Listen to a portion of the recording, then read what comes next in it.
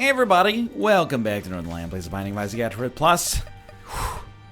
It's been, I don't know, probably close to a month, maybe a little bit more, since I had a shot. Pray tell, a whisper of 10 wins in a row. 9XKF, 7 ARC. Now we gotta know that even if we get it, it's merely the first step of a long journey towards redemption. 10 wins is... you know, I don't want to say average, but it's a long way from being actually impressive. But you got to start somewhere. You know what I mean? This is a little bit more of an interesting run than our previous few in terms of its starting position. Diplopia is a really, really interesting starting item. We want to... Right now, I mean, you can think of the Isaac strategy for yourself. You know, it's pretty simple. We have no HP, so using this as a way to get our first deal with the devil items without actually having to sacrifice our life for them seems like probably the consensus #1 choice. But who knows what happens inside of our, you know, item rooms, boss rooms, etc., etc. We could pick up HP before then. That makes it seem a little bit more unnecessary to do that. Maybe we can find a better avenue. We also, I mean, counterfeit penny is what it is. It's not really that big of a deal. Trying to, you know, act like you've been there before. 5 bombs, we've almost used them all, but I think that they have been, you know, it might seem like we've wasted them. You know, to have not taken damage as a result of having used them when our actual offensive stats are really low so far, it works for me. It's a tough one, dude. It's a tough one. You consider maybe doubling Magic Scab. But you look at it, and then you gotta realize, I guess, what's worth more, Diplopia or 1 HP plus 1 luck? Pretty easy. You'd probably go for Diplopia like 10 times out of 10. This is where it gets a little trickier, where you're like, maybe you'd rather have, you know, 2 tiers upgrades than Diplopia? I don't know. One thing's for sure, our DPS is getting a lot better. And I'm feeling good. Like, I mean, you could probably tell.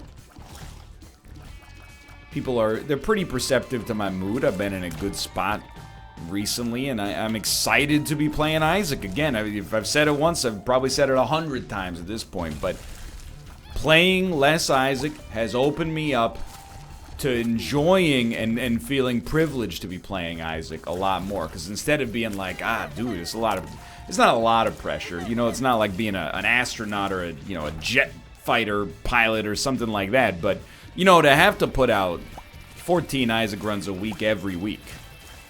It's a lot of Isaac, dude. It's like 700 Isaac episodes annually. Now that I only have to do 365. I mean, I don't have to do any, but you know what I mean. Now that I do 365, it's like, you know what? I can enjoy... I have space to enjoy the ones I'm making twice as much. Even if somehow I'm way worse.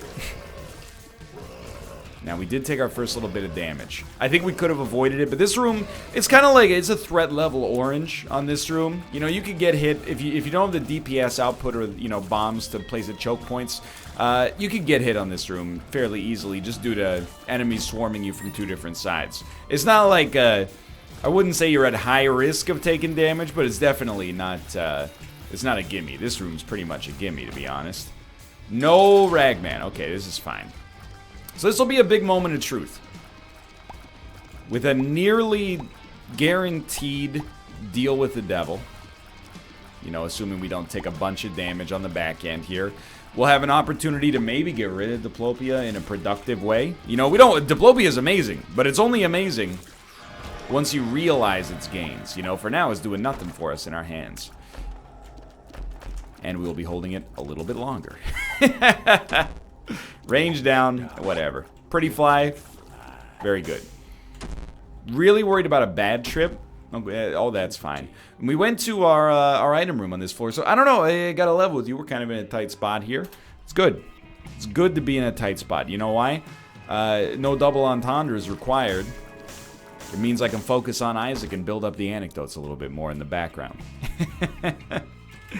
It's like the opposite of a lot of our recent runs, where it appears that we've been, you know, exclusively getting, you know, slightly better spacebar items in every single item room, never really accruing a whole bunch of, you know, meaningful passives. Instead, like on this run so far, I can't believe we haven't been hit on this room yet. Instead, we got no spacebar items really so far that make me want to get rid of Diplopia. And it's a positive thing, but let's see if we can continue it via this item room right here. And being 100% honest, this run is a little spotty right now. Iron bar is also very good. You know, the damage is probably now at a point where you're like, ooh, really don't want to spend too much time down here. Your damage is probably now at a point where you're like, you know, if I had started the run with this, I would have been content. There's a long way to go before you end up being, you know, thrilled to see that, but... So I'm just honestly using the finger here. Why would I risk taking damage if I don't have to? Especially in such a delicate situation. Dude, what do you think? A doubled boss room, and our first boss fight is a long one. This scares me. It could be Hollow plus Larry Jr. I'd really just like to see a bomb. Like, even if I could get 2 Mr. Mega Bombs, I would feel so much more confident heading into this boss fight. If we don't get them, you know, we don't get them. But I would like to at least check. And I think we're playing a pretty strategic game so far. The idea is, you know, we invest at the front end, and then we don't have to worry as much on the back end, and we're happier as a result, you know? Keeping your mood positive means sometimes making the less convenient decision in order to make sure that you're in a good spot for the future. A little gish. A little bit of money, too. Which means we could, now that we have actually realized the gain from Swallowed Penny, could make something interesting happen on our shop.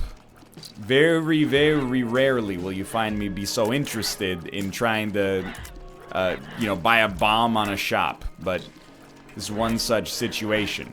HP just so delicate right now.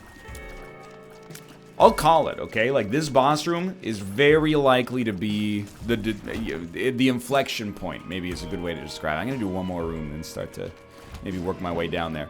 It's very, very likely to be the inflection point. You know, the point where things start to get a little,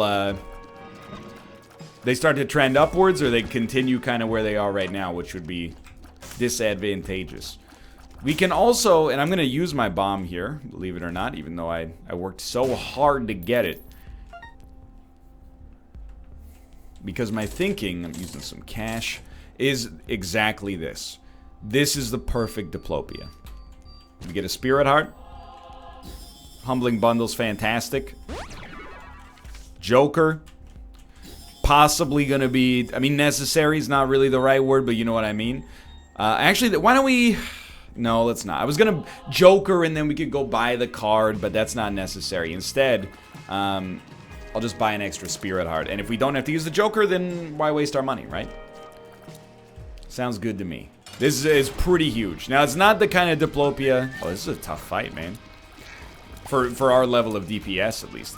That's not the kind of Diplopia you write home about and go like, oh, well, you know, I got Brimstone and Mom's Knife from Diplopia. You know, is the kind of Diplopia where you go... We got a big return on our investment for the future. For the present, not so much. Wow. A little bit of an unlucky break there, to be honest. So I'm really, I'm engaging in quite a lot of cowardice right now. This is not the way that you want to live your life, but I'm also not really interested in dying. So, as much cowardice as this is, it is doing damage. And, you know, when we get a chance to pop out without being belabored by creep, I would love to land some real shots, but it's amazing to think how much easier this fight would be right now if we had one single bomb. But for now, I mean, this might be the most cowardly thing I've ever done in this game.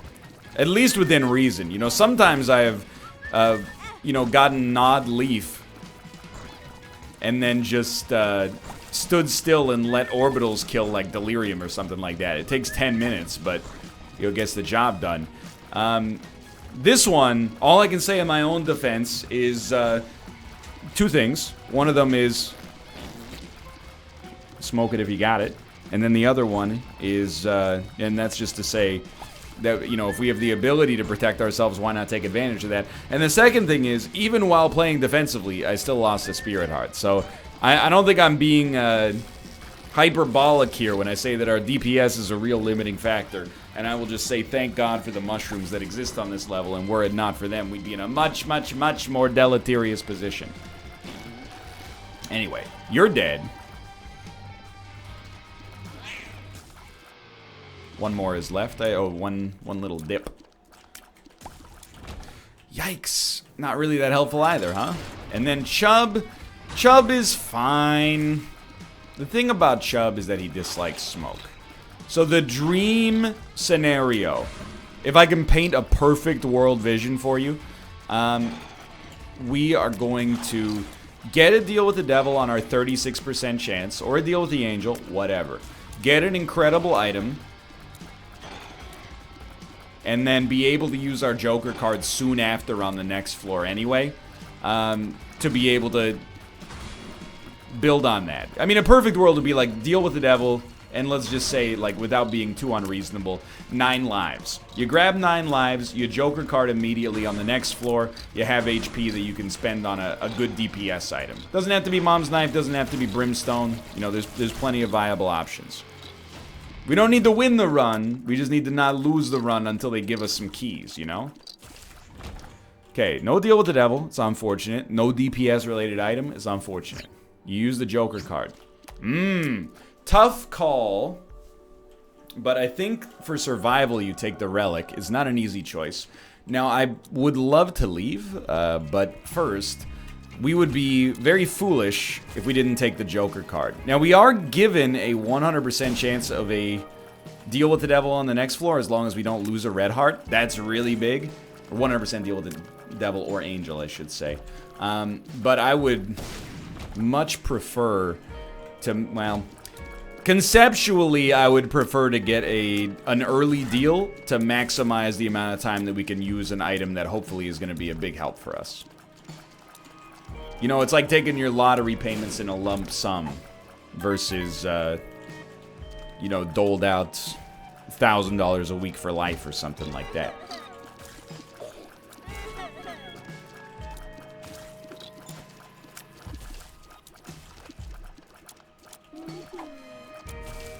So I think, I mean, we have enough to buy the Joker card. But, I mean, I don't want to, here's the thing. It's not laziness that leads me to want to be out of this floor. It's the fact that we've probably gotten all the high probability item yields. You know, we could maybe get an arcade or something. I guess, I don't remember how much money we had when we came down here. But it's not like we have a lot of, you know, HP to play the arcade with.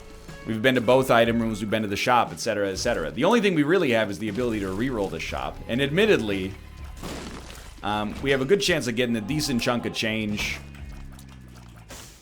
by virtue of our... Yo, thank you. And I mean, this immediately flies in the face of what I'm saying. But I was right. It's just sometimes, the you know, you low roll, and the low roll is a good thing in this case. Our low probability got us a great outcome. That's not what low rolling is, but... that's fine. I'm mostly, like, we're weak enough that I think exploring is maybe not more deleterious, but not necessarily positive for us. But I'm doing it anyway, for now, in the hopes of getting, you know, a ton of Spirit Hearts via the Relic. That's a big one.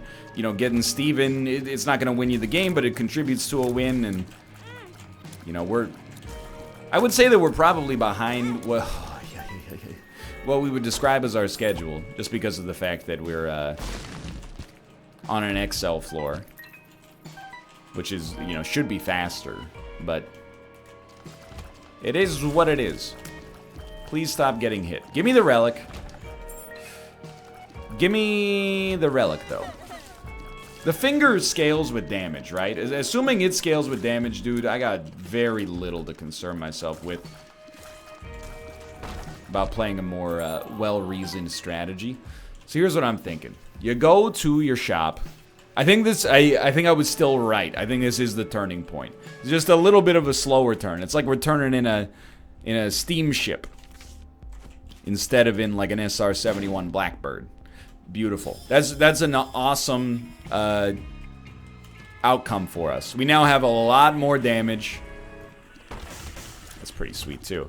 And remember, this floor, everything that we accomplished on this floor was in advance of having more options. So our item rooms should get better in the future.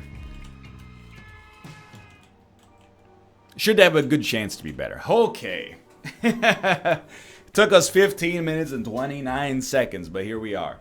100% chance of the deal with the devil. I'm going to pop it anyway. I want the investment as soon as possible. I want the good stuff as soon as possible. So just remember you're on 0 HP, but Succubus is a very, very good item to sacrifice for. And all of a sudden, I'd say you're starting to feel like you're in the clear. Whew.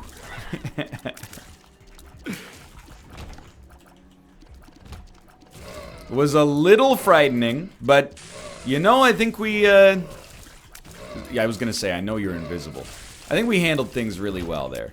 You know, just, you gotta sometimes buckle up and, I mean, one of the frustrating things about, you know, Isaac sometimes is that it's a little bit of like it's like a dual frustration. One is knowing that, you know, at one point in your life, you had a triple-digit streak, but simultaneously having a bunch of runs over a much smaller time scale where it really feels like you're weighted to lose.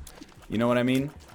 Like, obviously, I mean, I lived that 100, as a tinted rock there, I lived that 100 and whatever streak, and it was beautiful. I remember a lot of it. I mean, it's not like a lapse in short-term memory. It's just because, you know, I've done so many Isaac runs. It's hard to give them each their own individual identity to some extent. But, you know, we definitely had some wins that I can recall where we easily could have lost, but instead pulled out the win. And then, you know, 3 years later or 4 years later here, we have a run where we start with 1 HP and a little bit of, you know, suboptimal damage, and I'm like, there's nothing we could do. You know, obviously, I believe both things in the moment, more or less, but I think, I'm surprised to be saying it, but I think that your outlook when you start playing Isaac, it matters more than I had originally thought. You know, you go into Isaac expecting to have every chance. You got confidence in yourself to get a W. Maybe your odds don't, you know, increase to 100%, but I think they definitely go up.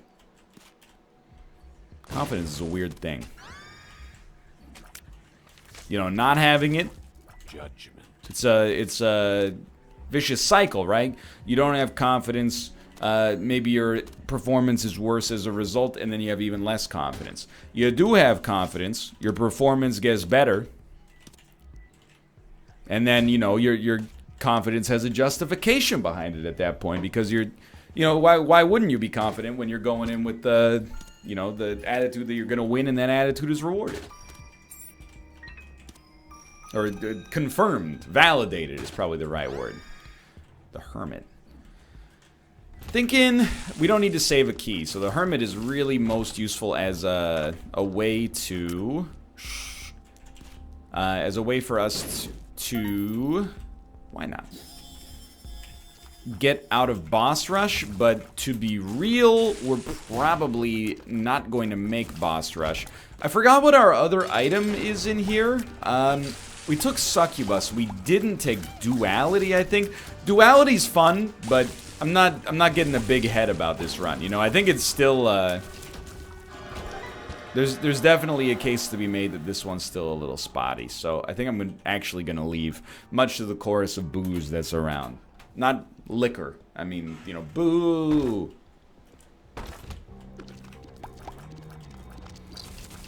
Hoop.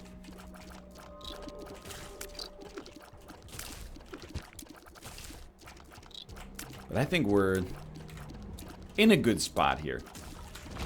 But yeah, confidence is weird. I mean, there's a very common expression. It's called fake it till you make it. The idea behind fake it till you make it is, you know, just pretend you're good, and then get good, and then your confidence has a, you know, the backing behind it. It's part of that, you know, there's a kind of a culture of, like, you know, work smart, not hard. fake it till you make it, you know, kind of idioms or expressions that I don't really agree with, to be honest with you. You know, I think fake confidence is still, I don't want to say bad, that's not really what I mean, but fake confidence, it doesn't have the same positive benefits as real confidence, I think, you know? Like when I go into something with fake confidence, there's a striking difference between that and, you know, the assuredness of real confidence. But I don't know, maybe it's okay. I mean, at the end of the day, I'm not really much of a, I'm not a philosopher. I'm not your Marcus Aurelius, for example. I haven't read, thank you, by the way, somebody recommended, and I would really like to get Red Candle back. I don't know why I thought this was a wise idea, but somebody recommended more works of the Stoics. I appreciate it. I had been under the belief, and I think I mentioned this, but I had been under the belief that basically being a Stoic was like the modern definition of the word, which is like, hey, you know, when bad things happen to you, don't cry, don't ever show emotion. And I was reading Meditations by Marcus Aurelius, I was like, nah, it's not really like that at all. It's, you know, like, it's practical advice for a modern life. There was a post on the subreddit, the Northernlion subreddit, that was like, here's some more Stoic work for you. And I haven't read them yet, and, you know, to be honest with you, it's fairly likely I never will. But I appreciate the advice anyway, just in case I go back to it. Hope that doesn't come across as offensive. You know, it's not that I'm ungrateful for the advice, it's just it is relatively unlikely I take advantage of it. I haven't been reading as much lately. That's the one sacrifice from, well, really, to be honest, it's been replaced by Tetris 99. And there's no good case to be made for that from the perspective of growing as a human being, except for the fact that I have been enjoying my Tetris 99 experience. But yeah, it's like an old year's resolution. I'd like to get back to reading a little bit. But, you know, you can only have so many things on the go. You gotta accept it's like, you know, phases in your life. Sure, compared to December, I'm not reading much, but I'm in much better shape. I had the time to do both, but I don't have the time to do both and also play, you know, an hour and a half of Tetris 99 a night while watching Men in Black on TV.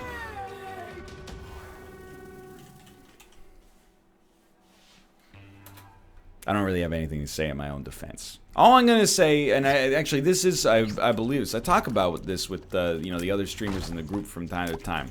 But, you know, when you're not a streamer, or this is not even a streaming thing, it's something you can apply to your own life as well. I really think that as human beings, when we look at other people's lives, I mean, it's so much easier to just min-max them, right? Well, like, why don't you do this? It would have been so much better if you did this. You know, you watch, especially if you watch like a documentary. I find it in myself. I'm like, you know, why didn't they just do this? Don't they know that their company's about to fail?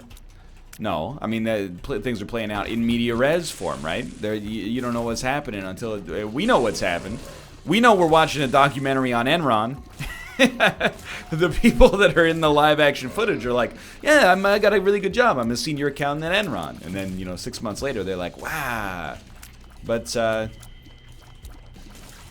one of the things that, you know, I'm a big advocate for, and this seems like a pivot, but they're thematically in the same wheelhouse, I think, is not wanting to do something is a valid excuse to not do something. For me, in some circumstances.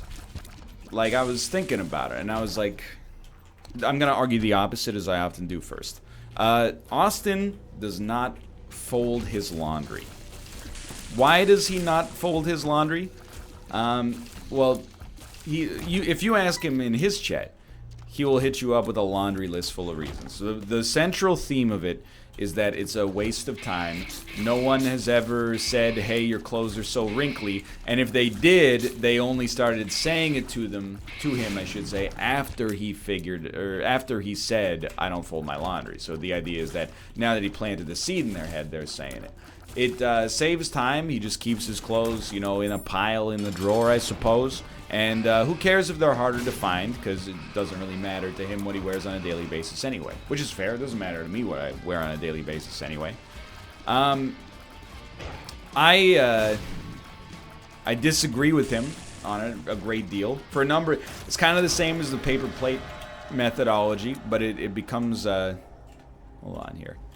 Yes, I'll take it for Polaroid invincibility, but I don't think it's that valuable. And I will take this, even though red candles kind of are like the offensive feather in our cap. But I kind of see it like the paper plate thing. That it is saving time, for sure. I mean, how much time do I spend per week folding laundry? I mean, it is a length. I'm not trying to deliberately, you know, misrepresent it in order to make my point seem better, but it's probably under half an hour a week of folding my own laundry. But still, I mean, it's not that it's not temporally significant. And yes, I'm watching something on TV while I do it to begin with.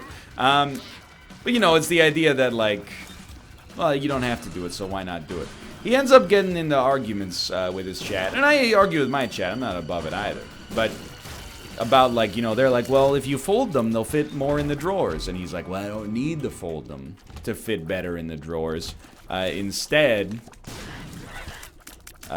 you know, they fit fine in my drawers anyway. Like, maybe you have too many clothes. So people are like, well, your clothes will last longer if you just, you know, if you take better care of them. And then he'll say, well, I don't care if they last longer because all of my clothes are, like, under, it's not like they're expensive to begin with. I can always just get more, and I've worn the same clothes for years, and it hasn't been a problem.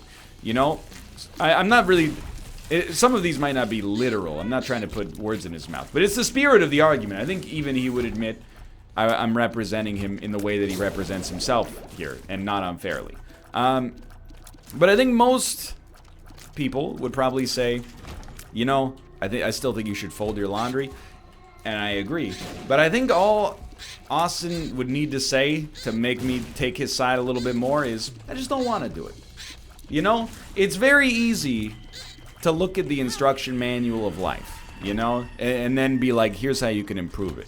Why don't you do this? Why don't you eat better? Why don't you spend less money? You know, why don't you go to the gym? Why don't you read more? You know, blah, blah, blah. It's very easy to look at somebody, and especially if they've raised that they have a problem in their life. Like, if somebody was like, my clothes are so wrinkly, that'd be a bit of a different story, right? And then you're like, well, have you tried folding them? And they're like, you don't understand, dude. No, but, like, I think just being able to say, hey, you know, you're right. Like, for me, in this situation, I've kind of meandered around the point. If I was looking at my own life, and I was... Why did my brain not recognize that you don't stand there in that situation? If I was looking at my own life, and I was, you know, well, I want to do better on Jeopardy. Well, if you want to do better in your Jeopardy online exam, then you should definitely play less Tetris and read more books. Yeah, but, like... I don't want to. If that makes sense. I don't want to, you know, the motivation for it is different. You can, this is why I do, if I get rattled by anything, I do sometimes get a little rattled by the idea that I'm an autonomous robot, like Honda's Asimo. I'll try it, even though we'll lose succubus in the process, probably. I think it was probably worth it, actually. You know, maybe you want to take, for example, your spacebar item with you. Because I take a lot of joy in my, and I do not min-max my life, you know? I take my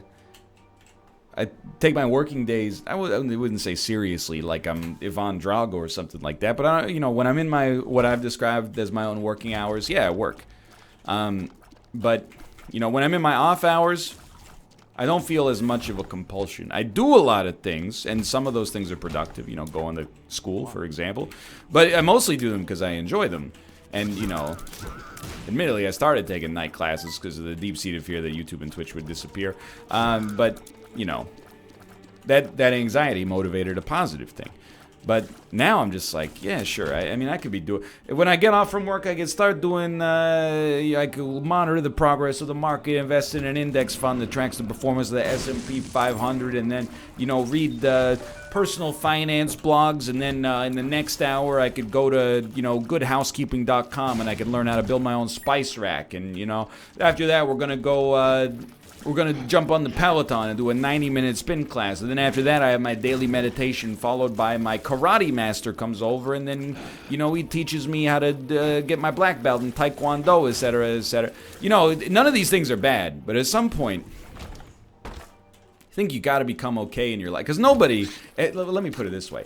Everybody, even the most productive person on planet Earth, has times when they're like, I don't want to do this. I just want to sit on my butt and, like, watch TV, watch a movie, you know, play a video game, whatever. Just stare into space, take a nap. Everybody does it. If they say they don't, they're lying to you.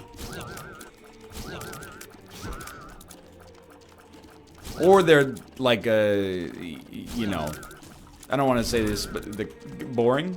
I don't know. I'm kind of, I work a lot, and, you know, I've been blasted for it in the past. I've made steps to kind of, like, work a little bit less without curtailing my productivity, if that makes sense. Work less hours would make them more effective. I know, it sounds very similar to another phrase I dislike, but, you know, being a workaholic, it just makes you boring. Like, you run out of anecdotes. The only anecdotes you get are when you're at the grocery store. So everybody's got times where they say, screw it, dude, let's just go bowling. That's the spirit of life. All you gotta say whenever someone's like, I mean, you know, when I was out of shape in, like, you know, last year, I'd be like, man, I'm out of shape. I'm getting a little soft in the middle. People would be like, why don't you work out? I'll hit you with the honest to goodness truth. I just didn't want to.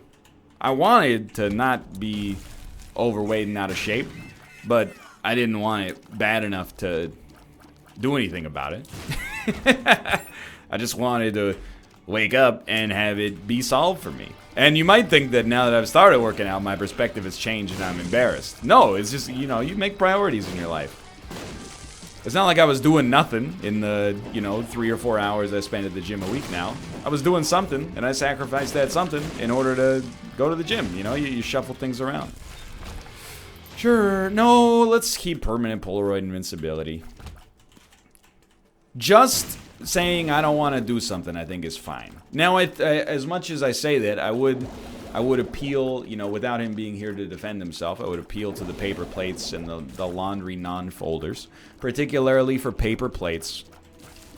I'm like, dude, just learn to be okay with doing the dishes. If you order takeout all the time, it's a little bit of a different story.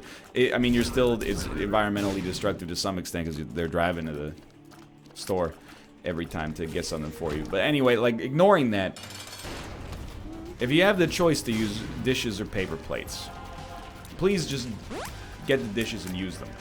If you say, doesn't it also take water to do the dishes, please talk to somebody and maybe take like a basic level class in materials to learn, you know, how much water it takes to make a plastic or styrofoam plate versus, you know, how much water it takes to wash a dish.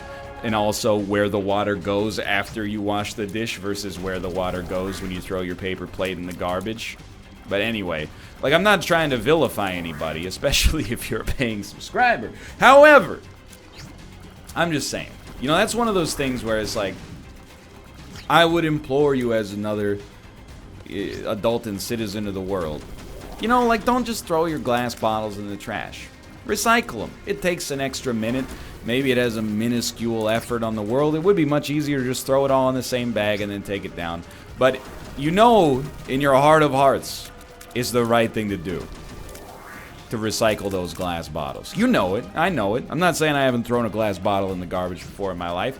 I'm just saying one day I learned to stop arguing. Well, I've seen garbage cans where the recycling and the garbage all go to the same bin and blah, but why would I ever waste my time with and one day I just learned to stop arguing with it, and I was like, you know what? The mature position is you're right. A very, very a very, very small inconvenience on me is a small price to pay in order to be a responsible citizen of the world that we live in here. Now, if you use biodegradable plates, I don't know, dude. I at that point, you know, I'm not an advocate. I don't work for the dishwasher industry, okay? So I don't know. Maybe biodegradable plates and then throwing them in the recycling is better than washing your ceramic dishes. I really doubt it, but without seeing data, I got no idea. All I'm going to say is that, you know, convenience is great up to a point, and I argue in favor of convenience all the time, but sometimes when I say so, yes, I'm aware of my own biases here, sometimes when I say so, you know, being an adult means very, very slightly inconveniencing yourself for the sake of doing a chore in order to, you know, keep your household in good working order and, you know, be nice to the people in the environment around you and blah, blah, blah. It's taken me a while to get there. I've been a messy person at points before in my life.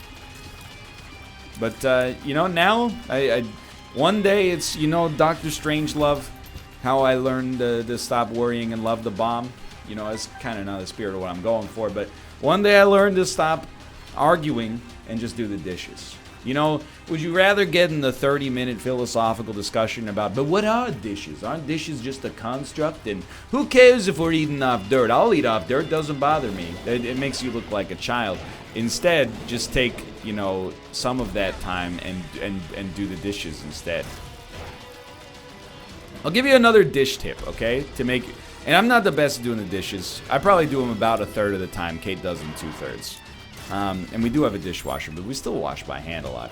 Sometimes you don't have a full load, if you know what I mean. I didn't mean to distract myself there. Here's a dish tip from me to you. Nothing ever needs to soak for longer than like 10 minutes. Having, you know, grown up in a college environment, nothing tilts me, and I did it, but nothing tilts me more. I don't want it. Then, you know, you see, and this doesn't happen in our household, but it's happened, you know, in roommate and shared environment spaces in the past.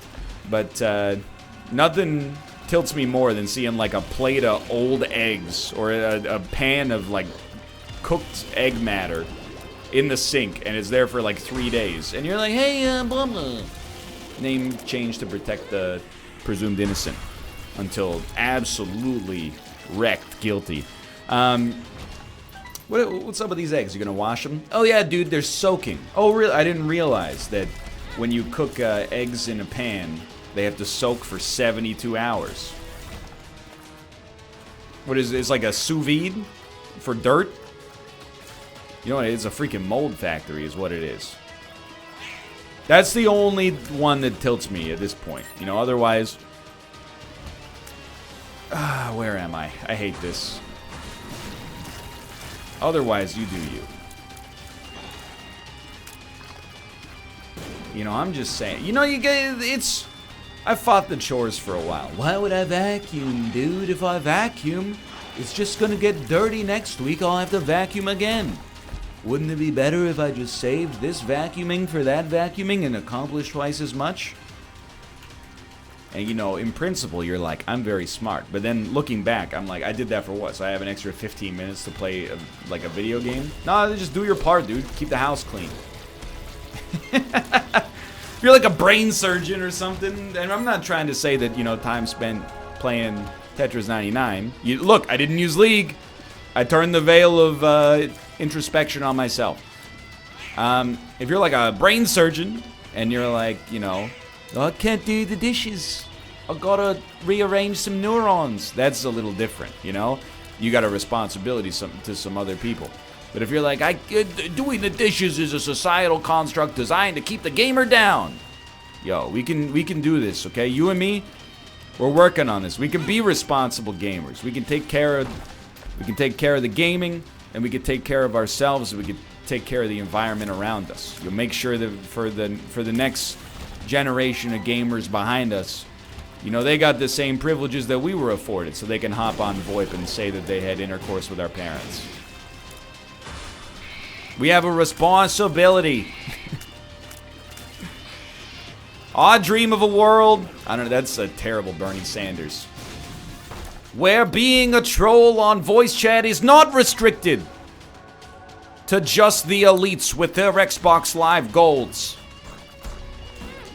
Where the freedom to be a punk in open mic voice chat is available to all. I'm trying. Gamer Bernie Sanders. He's a character I've been workshopping a little bit. You know, in advance of 2020, I gotta get my best material in order. It's late night audition hours.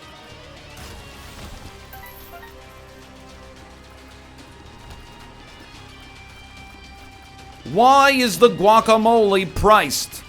So only those who need the guacamole the least can afford it the most. Chipotle! Free the guacamole! This bit doesn't even have a spirit. I don't even know what the point of the bit is. Haha. Funny voice in misrepresented positions. YouTube! No. Okay. Dude, good run. I mean, we burned the entire wick of the candle to get to where we got there at the end. I'm happy we did. Good run. 10 wins in a row. Feeling positive. For now, thanks for watching. I hope you guys have enjoyed the episode. If you did, click the like button. That was a great deal. Of course, subscribe if you want to see more in the future. For now, thanks for watching. I'll see you next time. See ya!